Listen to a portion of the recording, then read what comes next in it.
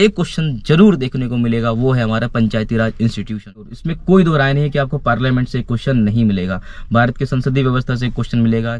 और इनके आर्टिकल्स, जी हाँ दोस्तों, इनके आर्टिकल्स भी बहुत इंपॉर्टेंट है। बोलते हैं फंडामेंटल राइट्स के बारे में, मोस्ट इंपॉर्टेंट है, आपको एक क्वेश्चन इससे जरूर देखने को मिलेगा ही मिलेगा। प्रोविजन को कहाँ से लाया गया है, फंडामेंटल राइट्स के कॉन्सेप्ट को कहाँ से उठाया गया है। Hello everybody, this is me Altamas Mansuri and you are watching educator Altamas. I hope आप सभी बहुत ही अच्छे हैं और आपकी पढ़ाई बहुत ही अच्छी चल रही है और अपना आप 100% अपनी पढ़ाई को दे रहे हैं।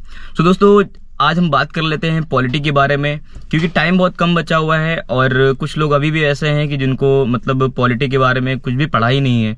ठीक है, तो ऐसा नहीं है कि मतलब अच्छा स्कोर नहीं कर सकते हैं, फिर भी यहाँ पे हम कुछ ऐसे एरियाज हैं जिन पे कम समय में ध्यान दे करके मतलब 80% क्वेश्चंस बना सकते हैं। जी हाँ बिल्कुल, मतलब पीएससी के हमेशा फेवरेट टॉपिक्स रहे हैं, उनमें से क्वेश्चन देता ही रहता है।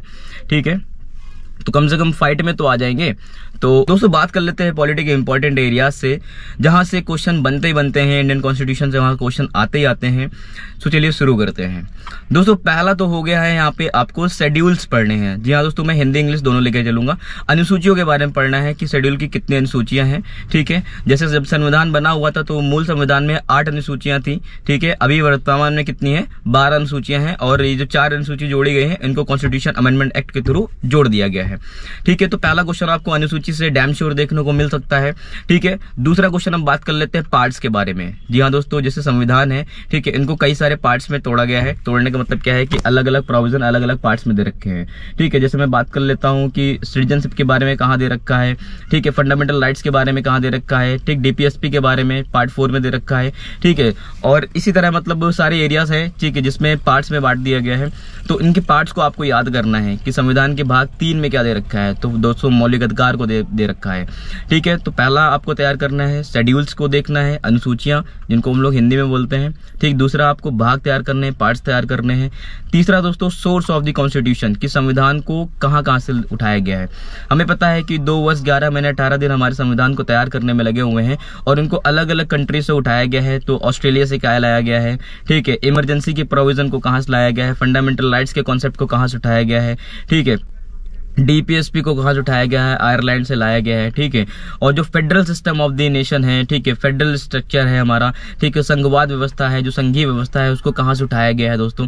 ठीक है, तो आपको ये सोर्सेज ऑफ द कॉन्स्टिट्यूशन आपको देखने हैं। तो पहला मैंने आपको बताया शेड्यूल देखना है, दूसरा आपको पार्ट देखना है, तीसरा क्या देखना है आपको, सोर्सेज की इनको कहां कहां से उठाया गया है। ठीक है, फिर दोस्तों हम लोग बात कर लेते हैं कि फेडरल स्ट्रक्चर। ठीक है, फेडरल स्ट्रक्चर का मतलब क्या है कि संघीय व्यवस्था। ठीक है, हमारा देश जैसे हमें पता है कि संघात्मक देश है। ठीक है, और कभी कभी इसका नेचर ऐसा होता है कि ये एकात्मक व्यवस्थाओं की तरफ शिफ्ट भी करता है, मतलब यूनिटरी फीचर्स दिखता है जहां पे सेंटर को ज्यादा पावर दी जाती है। ठीक है, जैसे हमारी शेड्यूल नंबर 7 है। ठीक है, जिसमें सेंटर स्टेट के बारे में जो पावर्स है उनको डिवाइड कर दिया गया है कि यूनियन लिस्ट में कितने सब्जेक्ट्स हैं और स्टेट लिस्ट में कितने सब्जेक्ट्स हैं। तो यहाँ पर भी हमें पता चलता है कि यूनियन लिस्ट में सब्जेक्ट्स क्या है, ज्यादा है। तो इससे हमें पता चलता है कि सेंटर को ज्यादा पावरफुल दी गई है, सेंटर को ज्यादा पावरफुल बनाया गया है। तो मतलब हमें एकात्मक व्यवस्था भी देखी जा रही है। ठीक है, और साथ ही साथ राज्यों को भी पावर बांट दी गई है। तो यहाँ पे हमें डिसेंट्रलाइजेशन ऑफ द पावर समझ में आ रहा है। ठीक है, तो दोस्तों इसको देख लेना है आपको एक बार, federal structure of the nation. ठीक है, अगर भारत का संघीय व्यवस्था है तो क्या क्या है। ठीक है, और किसने इसमें क्या बोला है, क्या बहुत सारे कमेंट भी हुए ना कि हमारा देश अर्धसंघीय व्यवस्था है। ठीक है, तो इनको थोड़ा सा आपको गो थ्रू करना है। ठीक है, और दोस्तों नेक्स्ट टॉपिक जो है वो हमारा प्रियम्बल से देखना है। जी हाँ दोस्तों, प्रस्तावना से बात करनी है। ठीक है, प्रस्तावना से देखना है कि प्रस्तावना में कितने इंपॉर्टेंट टॉपिक्स हैं। ठीक है, प्रस्तावना जैसे हमें पता है कि हमारा जो संविधान है, ठीक है, आपको अगर संविधान को समझना है, अगर कोई हमारे देश की व्यवस्था को देखना चाहता है, हमारा देश कैसा है, तो आकर के एक बार खाली वो प्रियम्बल गो थ्रू कर ले। ठीक है, उसको समझ में आ जाएगा कि हमारा देश कैसा है। ठीक है, तो ये कह सकते हैं कि एक आईना है वो, है ना। ठीक है, तो आपको एक बार प्रियम्बल गो थ्रू करना है। ठीक है, कौन कौन से प्रोविजन दे रखे हैं। ठीक है, बाद में धर्मनिरपेक्षता वर्ड जोड़ दिया गया है। ठीक है, समाजवादी वर्ड जोड़ दिया गया है। ठीक है, तो ये क्या है। ठीक है, और इनको किस संविधान संशोधन के माध्यम से इनको जोड़ा गया है। ठीक है, तो फिर आपको क्या देखना है, प्रियम्बल देख लिया आपने। फिर दोस्तों बात कर लेते हैं फंडामेंटल राइट्स के बारे में। मोस्ट इंपॉर्टेंट है, आपको एक क्वेश्चन इससे जरूर देखने को मिलेगा ही मिलेगा। ठीक है, तो इसका जो बखान है, इसका जो डिस्कशन किया गया है, संविधान के भाग 3 में किया गया है। फंडामेंटल राइट्स देखना है। फिर इसके बाद इसका चौथा भाग DPSP, direct to principle of state policy, राज्य के नीति निर्देशक सिद्धांतों को देखना है दोस्तों। ठीक है, फिर इसके बाद दोस्तों आपको प्रेसिडेंट के बारे में पढ़ना है। जी हाँ दोस्तों, प्रेसिडेंट के बारे में पढ़ना है। फिर आपको गवर्नर के बारे में पढ़ना है, ठीक है। राज्य के लिए गवर्नर के बारे में और केंद्र के लिए राष्ट्रपति के बारे में पढ़ना है। इनकी कौन कौन सी पावर्स होती है, इनको अपॉइंट कैसे किया जाता है, इनका इलेक्शन कैसे होता है, ठीक है। डायरेक्ट इलेक्शन होता है, इनडायरेक्ट वोटिंग होती क्या होता है, और इनको हटाने का प्रावधान क्या है, महाभियोग जिसको बोलते हैं, और इनके आर्टिकल्स। जी हाँ दोस्तों, इनके आर्टिकल्स भी बहुत इंपॉर्टेंट है कि इम्पीचमेंट लगाई जाती है, ठीक है, तो वो किस माध्यम से लगाई जाती है, कौन सा आर्टिकल है, आर्टिकल 61 है, ठीक है। ये आपको गो थ्रू करना है, ठीक। फिर दोस्तों ये राष्ट्रपति हो गया, गवर्नर हो गया। फिर मोस्ट इंपॉर्टेंट, जहां से डैम श्योर, इसमें कोई दो राय नहीं है कि आपको पार्लियामेंट से क्वेश्चन नहीं मिलेगा।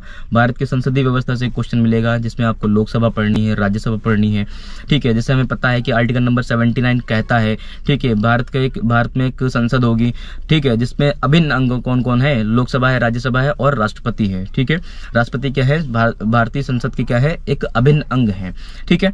तो राष्ट्रपति तो आपने देख लिया। फिर यहाँ पे जब parliamentary form of the government पढ़ेंगे था, तो उसमें लोकसभा देखेंगे, राज्यसभा देखेंगे, ठीक है, आपको ये देखना है। फिर इमरजेंसी के बारे में पढ़ना है, जैसे कि हमें पता है राष्ट्रपति के पास कैसी होती है, ठीक है, आपातकालीन शक्तियां होती हैं। आपातकालीन शक्तियां कौन कौन से आर्टिकल्स इसमें यूज होते हैं, 352 है, 355 है, 360 है, कितने प्रकार की इमरजेंसी हम लोग हमारा देश इम्पोज करता है, ठीक है। और उसमें जब इमरजेंसी लगती है तो कौन कौन से आर्टिकल इसमें मतलब रोक दिए जाते हैं, कौन कौन से आर्टिकल को मतलब खारिज किया जा सकता है, कौन सा आर्टिकल काम करता है, ठीक है। तो ये सारी चीजें आपको देखना है। फिर दोस्तों मोस्ट इंपॉर्टेंट टॉपिक है, आपको बता रहा हूं, ठीक है, जो जिससे एक क्वेश्चन जरूर देखने को मिलेगा, वो है हमारा पंचायती राज इंस्टीट्यूशन।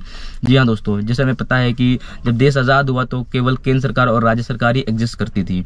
बाद में हम लोगों ने क्या किया, पंचायती राज इंस्टीट्यूशन को लेकर क्या है, ठीक, स्थानीय निकाय को लेकर क्या है, ठीक है, 3 tyres form of the governments लेकर क्या है, ठीक है, लोकल एंड सेल्फ गवर्नमेंट जिसको हम लोग बोलते हैं, ठीक है। जैसे कि गांव में ग्राम पंचायत हो गई, ठीक है, नगर पालिका हो गया, नगर निगम हो गया, इनके बारे में आपको पढ़ना है, ठीक है। इनके लिए कौन कौन सी कमेटी बैठाई गई थी, बलवंत राय मेहता कमेटी आई थी, अशोक मेहता समिति आई थी, ठीक है, JV राव समिति आई थी, ठीक है, गडगल कमेटी आई थी, तुंगुन कमेटी आई थी। आपको ये सारी चीजें देखना है, ठीक, इनको क्रम देख लेना है, पहले कौन कौन से आया, दूसरा कौन कौन से आया, आप देखेंगे तो आपको डैम श्योर इसमें समझ में आएगा, ठीक है।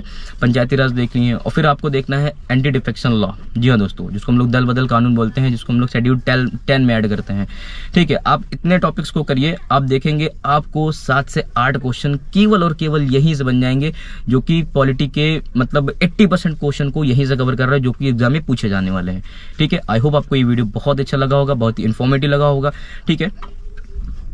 तो प्लीज आप चैनल को सब्सक्राइब कर लीजिए और हमारे साथ बने रहिए एग्जाम तक की।